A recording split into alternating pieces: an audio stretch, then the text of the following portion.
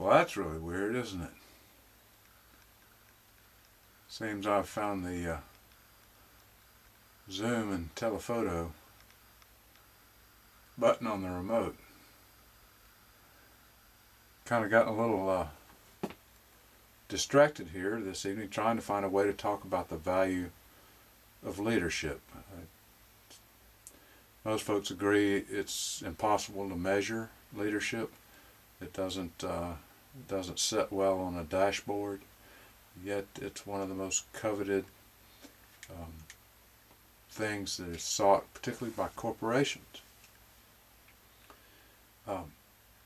So if we can't measure the value of leadership, let's talk for a minute about value. And let's use some of Michael Porter's concepts, in particular activities and value chain, as a corporation goes about seeking to deliver its value proposition to corporation. A business goes about seeking to deliver its value proposition to its customer. Everybody's heard about value propositions. You may be a fan of Porter's. I am. I think his ideas, while academic, are, in my mind, down to earth, because they go right to the heart of people doing stuff in a corporation or in a business. The things that people do, that actually activities which are probably more group-based, that create the unique value chain, the tailored value chain he calls it, which allows the business to deliver to the customer. So he zeroes in on identifiable activities and how those activities are linked together. And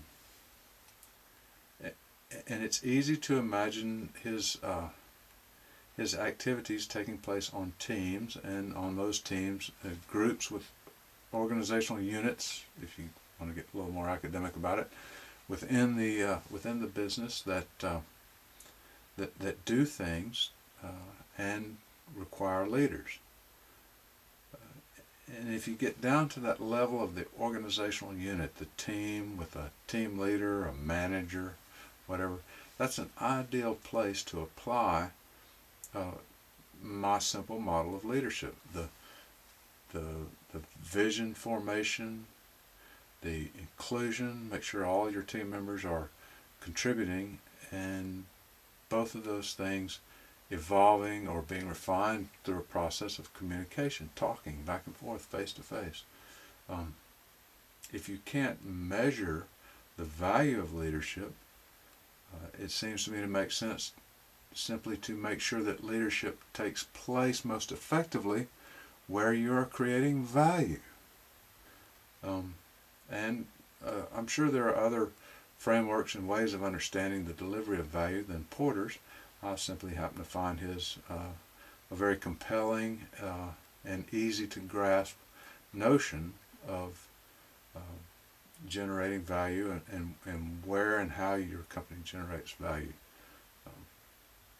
So I think, in the absence of being able to measure leadership, certainly you just simply want to apply leadership in the areas where it will produce value.